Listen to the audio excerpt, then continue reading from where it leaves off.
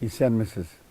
Юаннар көзгесе дигән сәхифәдә атнага бер чыга торган калын саннарга күзәтү ясыйбыз. Ватаным Татарстанның бәйрәмнән соң чыккан беренче санында тышлыкта ук Рудольф Нуриев рәсеме, аның һәйкәле турында репортаж бар. Канатлы татар Казанга кайтты дигән әйбер. Сукранучылар булса да, Ватаным Татарстан һәм рәсми даирәләр бу һәйкәлгә зур игътибар бирәләр. 6нчы биттә Галим Файзылхат Ислаевның «Авыл тарихы үзе бер мөгъҗиза» дигән мәгънәле мәкаләсе бар. Ул туган якны өйрәнүчеләр турында. Узакламый Татар конгрессы менә шушы туган якны өйрәнүчеләрнең конференциясын үткәрә һәм бу турыда Файзылхак әфәнде кызыклы фикерләр әйтә. Билгеле журналист Касим Тахау вафат булган. Ул 1925 елда туган, узын гомер кичерде һәм узын журналистик сукмагыннан да үтте. Авыр туфрагы җиңел булсын. Шулай ук Ватаным Татарстанда шундый саубулашу сүзене белән бергә динне ничек итеп мәктәпкә кертәсе дигән язма бар. Һәм хәзерге җырчы Ришат Тихватуллинның әңгәмәсе «Тынычлык һәм популярлык бергә була алмый» дип атала. Газета бу подписка айларында әлбәттә мондый популяр шәхесләргә игътибарны зуррак бирергә тели һәм бу аңлашыла да. 18нче биттә шактый кызык репортаж Тинчурин театры музыкаль әсәр куйды. Чыннан театр музыкаль театр булып әйләнеп китмәсме? Шул турыда уйларга сәбәп бирә Гөләмдан тоташ хатирәсе дигән пьесага Әмирхан Еники буенча спектакль куелган Тинчуринда. Ничек булыр? Чыннан да музыкаль театр булып китсә, кызык булыр бәлки. Хәтергә кизәнү нәрсәгә китерә? Бу да премьера. Чыңгыз Айтматов әсәре буенча Маңкортлар турында, Буран и Полустанок китабы буенча Чыңгыз Айтматовның спектакль куйды Камал театры. Татар матбугатында әле бу беренче рецензия Гөлинә Гыймадиева язган. Шәһри Казан. Милләттәшләребез күбрәк авылда яши, шуңа күрә Шәһри Казан онытмый авыл тормышын. Акча булса, авылда матурлана дип атала бер репортаж. Изге ана иконасын кем урлаган дигән кызыклы язма. Ул Казан изге ана иконасының көне бит инде 4 ноябрь. Шәһри Казанга игътибар иткән, кем ничек уйлыйдыр. Бу чыннан да Казан темасы. Татарлар ничек карыйдыр моңа? Ышаналармы, кешеләр юкмы? Монысы икенче мәсьәлә. Иң яхшы хатташучыларга бүләкләр бирелгән. Татмедиа җәмгыятенең рәисе Андрей Кузьмин иң яхшы почта бүләкләренә бүләкләр тапшырган. Кем нинди басмаларга язмалар биргән Татмедианыкын, аларга Татмедиа бүләк бирә. Аллага шөкер, подписка барлыгында шушы репортаж аркасында белә алдык. Шулай ук Шәһри Казанда Казан темасы бар бит. 100 еллык мунчада күргәннәрем дип атала. Шәһри Казан газетасының хәбәрчесенең мунча кыруы турында тарихы, ягъни чишенмичә мунча кырып, ул мунчаларны карап чыккан. Бу чынында шәһәрдә дә кызу һәм социаль темалар бар икән, татарлар өчен дигән тәэсир кала.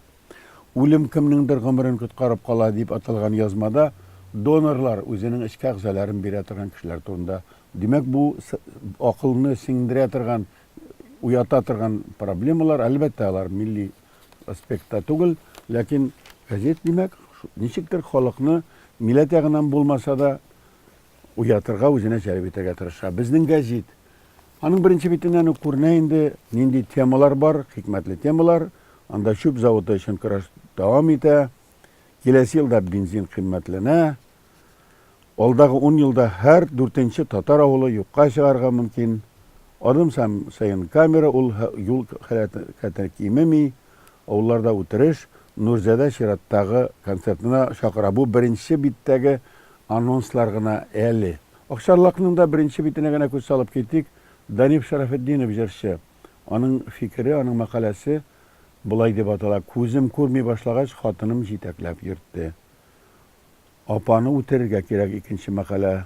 Салавычның саллы рәисе һәм тагын бер баш исем көздән чәчелгән орлыкның иммунитеты көчлерәк. Эстрада турында язучы, Акчарлак менә шулай итеп халык тормышын сәнгать турында гына түгел, каз канаты каурылары турында язып та халыкны үзенә әйләндергә тырыша. Аңлашыла, чөнки Акчарлак ул иң зур тираж газетасы. Мәдәни җомга.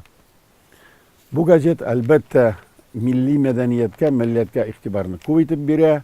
Бириде Талянның бітеүчегенә җиткерек дип Талян гармун язмышы турында язган мәкалә бар. Кызыклы һәм мөһим язма Сафия Әмре, Качак гаилә тарихы. Ул Сафия ханымны белә идем мин. Ул Төркиядә вафат булган яшәгән эшкуар Әхмәт Вали Мәңгәрнең кызы. Сафия ханым үзенең әтисенең язмышы турында һәм үзенең язмышы турында Төркиядә ничек булып киткән язган. Бу милләтебез тарихы. Бу язманың дәвамы да булачак. Шулай итеп, Мәдәни җомгада Сафия Әмренең язмасы басылу ул зур вакыйга. Чөнки бу гаилә Мәңгәрле үзе хәтта Алманның Mercedes компаниясының автомобильләрендә Төркиядә чыгарган татар бае булып торды һәм андагы татар җәмгыятенә чыгарырга Казан журналын, башка эшләрдә, сабантуйлар үткәрүдә ярдәм итеп килде.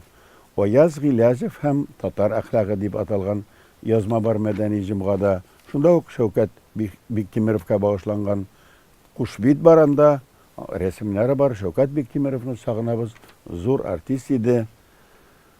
Шулай ук Горд Skills эшчеләр сыйныфы турында да Мәдәни җомга мәкалә бирә. Көнүзәк мәсьәлә дип 15-нче биттә Тәүфик Каримовның Идел Булгарстаны дигән зур мәкаләсенең дәвамы һәм шунысы кызык 17-нче биттә яшь композитор һәм виолончель остасы Ильяс Камалов турында зур гына мәкалә басылган. Татарлыгым дан шөһрәттән кыйммәт дип атала бу мәкалә. Ильяс Камалов гаиләсе белән, әти-әниләре белән Петербургтан Казанга кайтып урнашты һәм бәле уңышлыгына итеп 2 факультет тәмамлап Казанда җитди музыка белән шөгыльләнә. Шулай ук Мәдәни җомгада яңарак кына вафат булган Самара журналисты, Бердәмлек газетасының баш мөхәррире Рәфкать Әһлиуллин турында язма бар. Фәүзия Бәйрәмова үзенең Гөлейза дигән китабын тәкъдим итеп, шушы тарихны, чукындыру тарихы турында, ничек китап язуы турында мәкалә урнаштырган. Сүземнең ахырында Звезда Поволжьега күз салыйк әле. Ул үзе юан да түгел. Хәтта урысча чыга. Аның рәсеме дә юк. Аның редакторы Рәшит Әхмәтов татарчада иркенләп сөйләшми, русча гына сөйләшә. Ләкин аның күңеле татар һәм бу газетта да менә 4-нче мәкалә инде стратегия турында, татар милләтенең үсеш стратегия турында мәкалә бар. Кызыклы фикерләр. Рәшит Әхмәтов бу мәкаләне шифаханәдә, хастаханәдә яткан килеш язган һәм бу газетка башка мәкаләләрендә редакцияләгән килеш газетны чыгарып ятабыз Звезда Поволжья. Бу кешегә һәм бу газеткә татар язмышы кирәк, татар тормышы кирәк. Звезда Поволжьеның бу санында академик Валерий Тишковның күптән түгел Ханты-Мансийскида үткән президент советы утырышында ясаган чыгышының тексты бирелгән. Ни өчен моны игътибар итәбез без? Анда кызыклы фикерләр әйтә Тишков. Ул менә шушы яңа Россия милли стратегиясе турында сүз барганда Мәскәү янындагы кайбер авылларга, шәһәрләргә урысча исем калмаганы турында әйтә. Чынында Татарстанда татарча исем калмаган урамнар, фирма исемнәре бик күп. Ягъни академик Мәскәү өлкәсендәге географик атамалар белән кызыксына. Россия ул әлбәттә Мәскәү яны Подмосковье гына түгел, һәр төбәктә үзенчәлекләре бар. Бөтен Россия буенча татарча, төркичә язылган исемнәр бар иде. Алар да бераз бар әле. Бу турыда сөйләшергә кирәк, ләкин башка милләтләрдә үзләренең атамаларын искә алырга тиештер мөгаен. Шулай ук шушы мәкаләнең дәвамында 2-нче биттә Валерий Тишков кызыклы фикер әйтә. Ул әйтә, милли республикаларда җитәкчеләр итеп төп халыкны гына калдыралар, башка халыклар калмый, рус халкы калмый вәкиле ди. Шуңа күрә анда рус өлкәләреннән кадрларны җибәргә кирәк ди. Хикмәтле бит, чөнки Татарстанда олай милләт буенча кадрлар билгеләү юк дип уйлыйм. Киресенчә, кай вакытта кем белән бер кемдер укыган, эшләгән, кодагый булган, шуның өчен белергә мөмкин. Бу мәгънәдә әлбәттә бездә тулы интернационал, милләтне карап тормыйлар. Ышанса, таныш булса, бергә булса, кырдаш булса, бигрәк тә фикердәш булса, аны куялар. Шулай итеп, Тишковның бу тәкъдиме Татарстан өчен тәңгәл түгел. Ләкин аңа һәм президентка бу турыда кемдер әйтергә тиеш. Һәм тагы бер тәкъдим бар. Катнаш гаиләләргә уңай мөнәсәбәт күрсәтергә, шартлар тудырырга, катнаш гаиләләрне зурайтырга һәм аларның милләтләрен ике төрле итеп күрсәтергә, ягъни татар, рус милләтеннән булырга мөмкин дип әйтә. Анысы начар фикер түгел, ләкин ул кызык итеп оговоркасында әйтә. Әгәр дә алар ике телне дә белсәләр ди, бер генә телне белсәләр, шулай итеп катнаш гаиләләргә ярдәм итәргә, аларны катнаш килеш арттырырга һәм милли республикаларда милли кадрларны ничектер башка кадрлар белән алыштырырга дигән хикмәтле тәкъдим эшли. Шуңа күрә монда мөгаен башка аналитиклар, башка академиклар һәм политиклар да үзләренең фикерен әйтә аладыр мөгаен. Менә без дә әйттек. Шуның белән хәзергә сау булыгыз. Киләсе очрашуга кадәр.